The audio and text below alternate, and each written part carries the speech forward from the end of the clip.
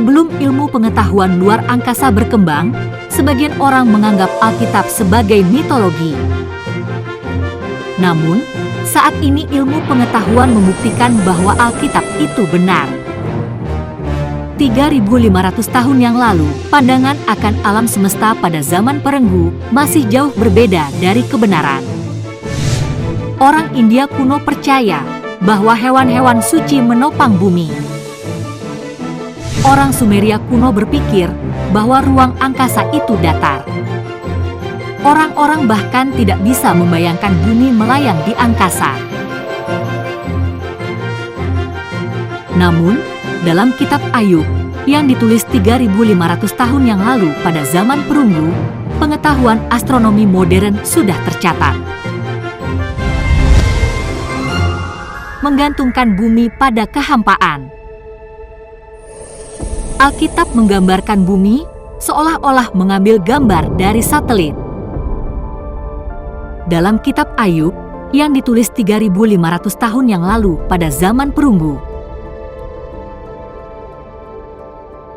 Yang mengejutkan, pengetahuan astronomi modern tercatat dalam kitab Ayub yang ditulis pada zaman perunggu. Di zaman modern ini, sudah menjadi fakta umum bahwa bumi melayang di angkasa. Tetapi apakah hal ini juga merupakan pengetahuan umum di zaman perunggu? Pada tahun 1687, Isaac Newton menemukan hukum gravitasi universal dan membuktikan bahwa bumi mengapung di angkasa. Hingga saat itu, orang-orang tidak percaya bahwa bumi tidak tergantung di atas ketiadaan kata-kata yang sudah dicatat dalam Alkitab. Namun, seiring berkembangnya ilmu pengetahuan, dibuktikan bahwa catatan Alkitab adalah benar. 3.000 tahun yang lalu, Alkitab telah mencatat revolusi matahari.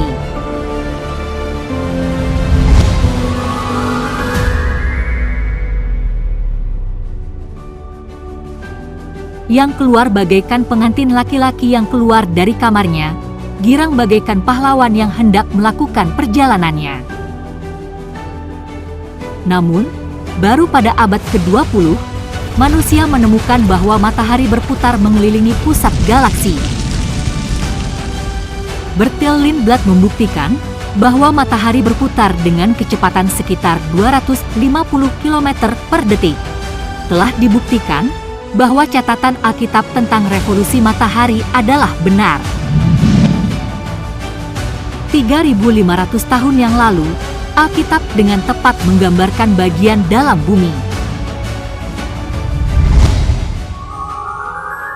Tanah yang menghasilkan pangan, di bawahnya dibongkar bangkir seperti oleh api. Sudah menjadi pemahaman dasar ilmu bumi bahwa ada lapisan magma cair yang terbakar di bawah tanah tempat kita berpijak.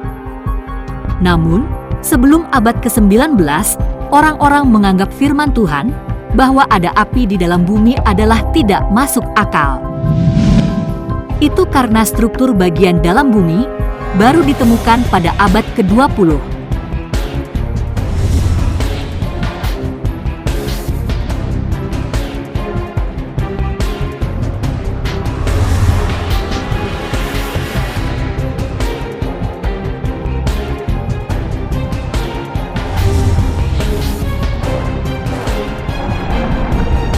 Seiring berkembangnya ilmu pengetahuan, telah dibuktikan bahwa Alkitab adalah benar. 3.500 tahun yang lalu, tidak ada yang tahu tentang siklus air. Namun, dalam Alkitab yang ditulis 3.500 tahun yang lalu, siklus air telah dicatat.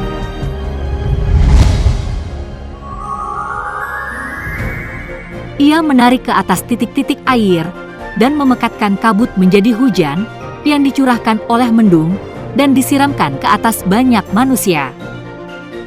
Ada 3 tahap dalam siklus air: evaporasi, kondensasi, dan presipitasi. Jutaan ton air diuapkan dari sungai dan lautan oleh energi matahari.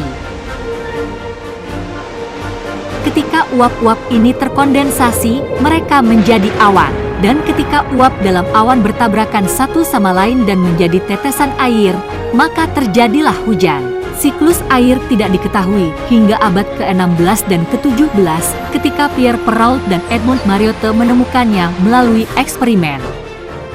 Melalui ilmu pengetahuan, dibuktikan pula bahwa Alkitab adalah benar.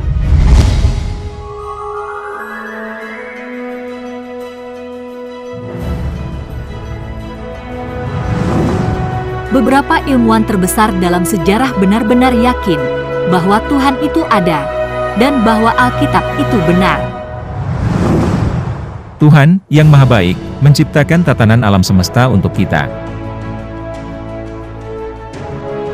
Sistem matahari, planet, dan komet yang paling indah hanya dapat berjalan di bawah rencana dan bimbingan dari Dia yang cerdas dan berkuasa. Dan karena kekuasaannya, Ia disebut Tuhan Allah. Penemuan ilmiah mengungkapkan alam semesta yang sesuai dengan pandangan agama. Oleh karena itu, Alkitab adalah benar. Di dalamnya terdapat catatan fakta-fakta ilmiah yang mendahului ilmu pengetahuan modern. Yang Maha Kuasa telah cukup menunjukkan kebesarannya dalam kitab suci dan ilmu pengetahuan. Masalahnya bukanlah kekurangan Tuhan, melainkan kebodohan kita. Kita harus percaya kepada Alkitab, karena Alkitab adalah satu-satunya kitab yang dapat menuntun kita kepada keselamatan.